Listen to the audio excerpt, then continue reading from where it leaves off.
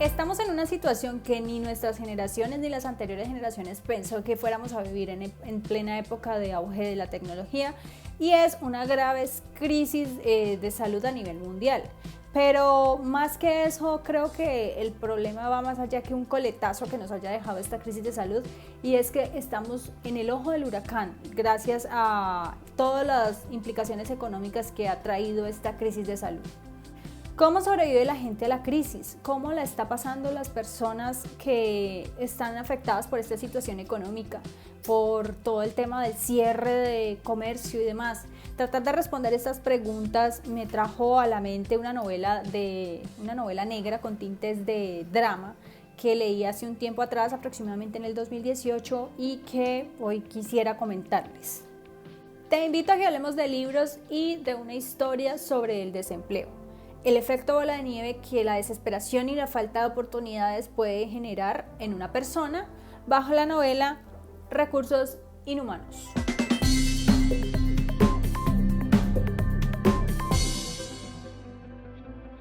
Hola amigos de Lectuber y bienvenidos a Las Letras. Hoy vamos a hablar de un nuevo libro para que ustedes conozcan su sinopsis y se animen a leerlo.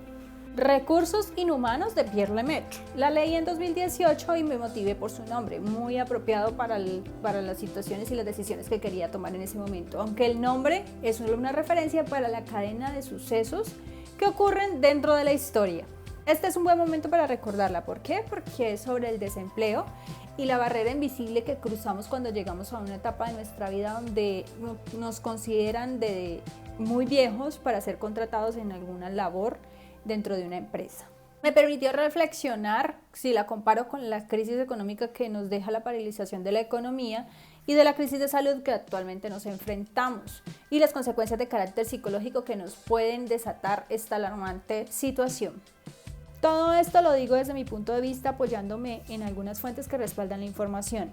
Adelanto que yo no soy psicóloga, sino alguien que quiere analizar el entorno de la situación actual comparada con el libro y cómo esto podría convertirse en una bomba de tiempo en nuestras narices, como sucede en esta novela.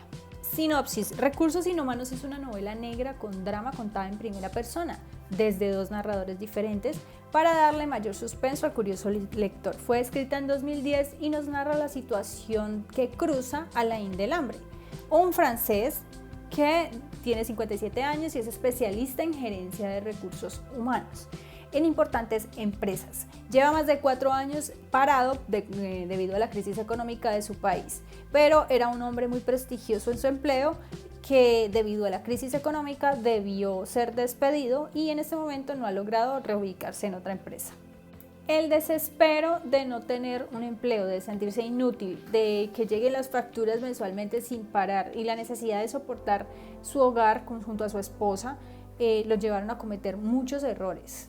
Como por ejemplo llegar a los extremos de la locura debido a la obsesión que le generó obtener un nuevo cargo para el cual estaba candidatizándose dentro de una gran multinacional. Era la oportunidad de su vida, pero todo se sale de control cuando dicha oferta laboral les pide una prueba de desempeño donde todos los candidatos deberían enfrentarse a ella simultáneamente.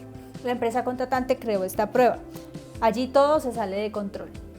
La novela se divide en 3 partes. Antes de la prueba laboral, donde conocemos el perfil de Delambre y su entorno. Durante la prueba, que es desastrosa y nos muestra el paso a paso de lo que sucedió.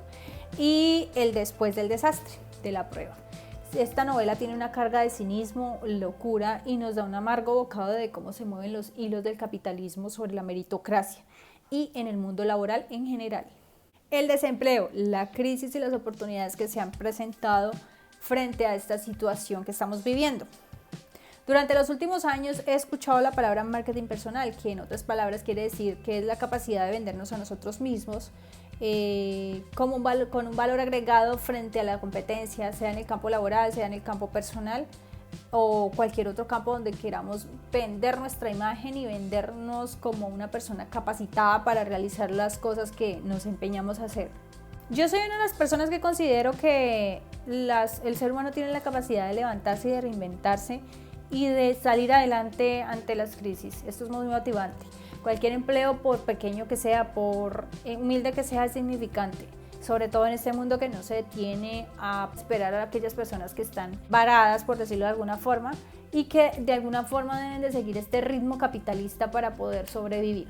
Pero la naturaleza nos dio en el último trimestre un preocupante giro, donde las ideas que yo tenía, por ejemplo, de no buscar trabajo, sino hacer trabajo, se ha complicado un poco.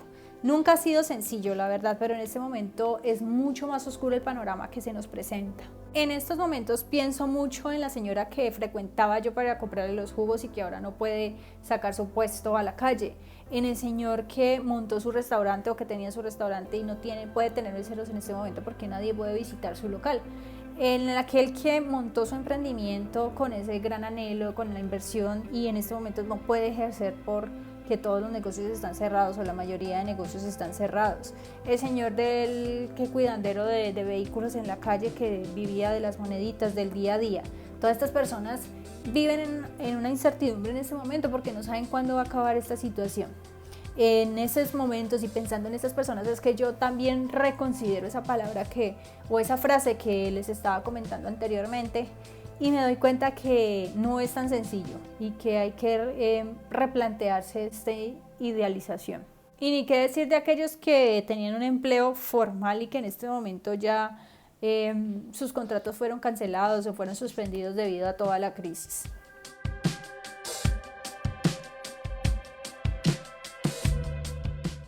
El Departamento Nacional de Estadística, DANE, informó que en abril de 2020 se presentó una tasa de desempleo del 19% en Colombia. Esto quiere decir que de 100 personas que estaban laborando, 19 se quedaron en este momento sin empleo.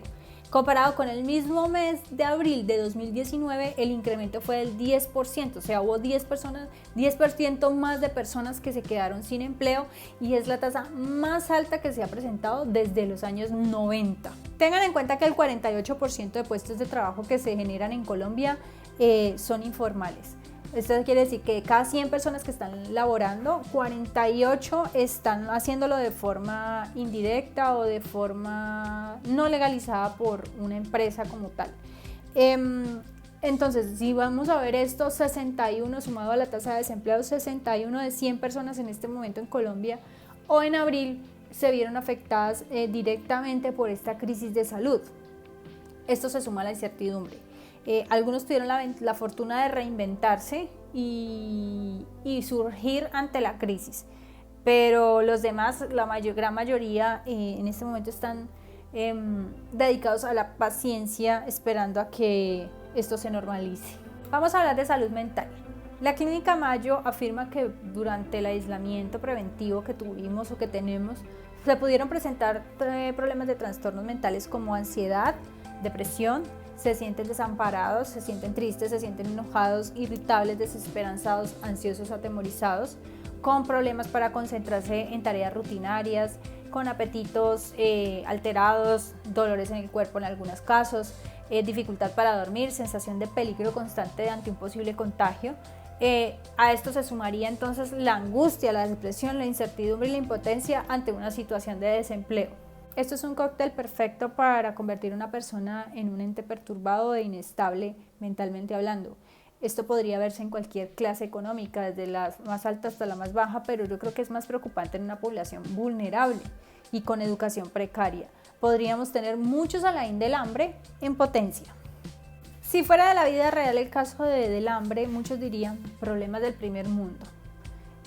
Pero en el caso de Colombia, por ejemplo, que es un país tercermundista, como nos llaman, y en nuestro territorio que culturalmente ha sido tan desgastado, si llegara alguien a alcanzar estos niveles de desesperación y de impotencia y detonar de esta manera, creo que esto sería como un efecto de bola de nieve, donde muchas otras personas con la misma presión o con el mismo desespero llegarían a ser imitadores, lo que se podría convertir en una olla a presión, por decirlo así, o una bomba de tiempo.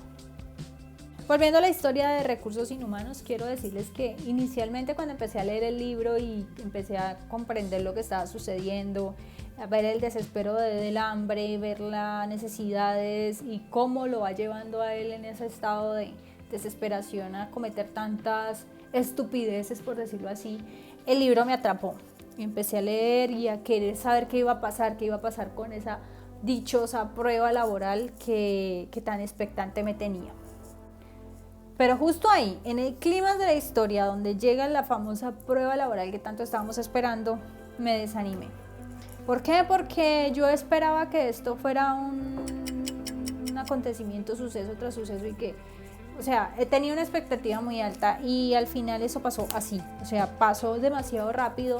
Hubo cosas que ni siquiera yo logré captar entre tanta confusión de lo que estaba sucediendo en el momento, que perdí un poco como el hilo de la historia y me tocó repetir algunas cosas, volver a entender qué es lo que pasaba para lograr comprender esa segunda parte del libro. Eso me empezó a desilusionar. Después de que llegué a la tercera parte del libro, mi desilusión se fortaleció. ¿Por qué? Porque las cosas como sucedieron en el libro, como concluyeron, me pareció que fue poco realista.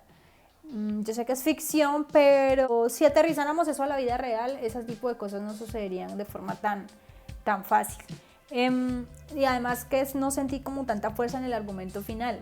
Siento que todo el empeño y toda la dedicación y toda esa fuerza que tenía el libro fue solamente en la primera parte. Y es que es verdad, es que en la vida real, con una situación como la que pasó del hambre con un gigante industrial, no sería tan sencilla. La cuenta de cobro que una empresa de ese tamaño y de esas dimensiones nos pasara por los errores que cometimos como los que hizo del hambre, no serían tan superficiales como nos los hizo ver la novela.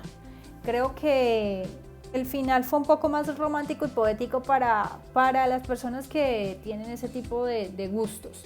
El mío no es así.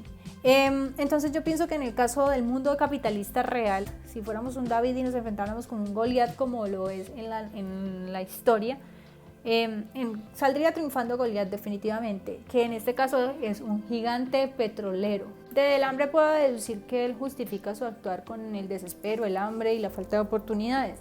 Sin embargo, yo veo que además era un hombre rebelde, altivo, egocéntrico, ambicioso. Esto antes de llegar a la crisis, en la situación precaria que empezó a vivir con el avance de los años y la reducción exponencial de oportunidades laborales, empezó a sentirse humillado y doblegado y empezó a soñar con la forma de llegar triunfante al mundo laboral. Esto le generó además resentimientos y frustraciones que le cambiaron su condición mental y lo llevaron a cometer todo este tipo de situaciones. Omar Sierra, docente de la Universidad de La Salle, habla sobre la inteligencia emocional. Programarse para lo que se quiere y no con lo que asusta para lograr el éxito. Mientras tanto, Clara Patricia Galindo, directora de Recursos Humanos de la Cooperativa de Ahorro y Crédito aquí en Colombia, explica que el mejor currículum, la mejor presentación o la mejor carta de recomendación es cuando un candidato confía en sus capacidades. Mi calificación entonces para el libro es de 3 estrellas, es entretenida, no esperen un argumento muy realista respecto a cómo se desenlazan los hechos, porque es más la idealización de un hombre versus la maquinaria del capitalismo. Como conclusión entonces dejo lo siguiente: la situación económica de nuestra actualidad es muy difícil para todos, si hay oportunidad de generar empleo, de evolucionar, de nuevas fuentes de trabajo, pero la economía es como un efecto mariposa. Si a ti te perjudica algo, posiblemente me perjudique a mí también. La invitación entonces en estos momentos de crisis es la siguiente. Primero, a empatizar con las personas que en este momento buscan su sustento del día a día. 2, apoyar a las economías pequeñas, a los empresarios locales y a los pequeños emprendimientos. 3, importante una cultura de ahorro en cualquiera de esas situaciones, es importante ahorrar. 4, yo sé que es sencillo pronunciarlo, pero a mantener la calma. En momentos de desesperación es peor en las decisiones que podemos tomar. Probablemente estos consejos no nos van a solucionar la situación ni de, ay no, Dios mío, es lo que estaba esperando para salir de esta crisis. No, yo lo sé, pero puede ayudar de alguna forma. Posiblemente no encontremos las respuestas en estos videos para resolver la situación de cada persona en medio del desespero y del hambre, y las medidas desesperadas nos pueden llegar. Pero lo que sí podemos hacer en un momento indicado y cuando tengamos la oportunidad es votar bien, elegir personas que estén interesadas en el bienestar de un pueblo y de la tranquilidad. Esto puede ser un bálsamo para este tipo de crisis. Además, recuerden que la corrupción es uno de los cánceres que más nos afectan como país.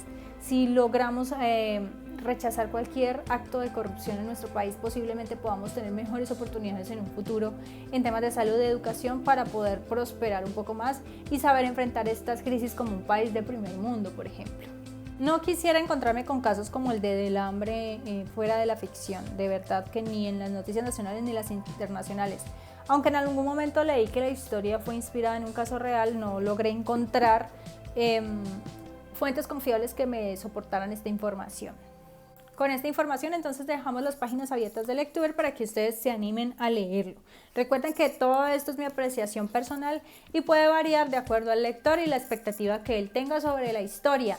Entonces por eso los invito a que lo lean y nos cuenten si les gustó o no les gustó. Cada quien tiene gustos diferentes y puede que ustedes lo disfruten más que yo. Y me gustaría que cada uno se forme un punto de vista sobre la lectura. Recuerden entonces suscribirse y activar la campanita de notificaciones para que estén pendientes de todos los videos que estoy publicando. Además estoy en TikTok con @lectuber, en Instagram con @lectuber, en Twitter también con @lectuber y en Facebook con Lectuber.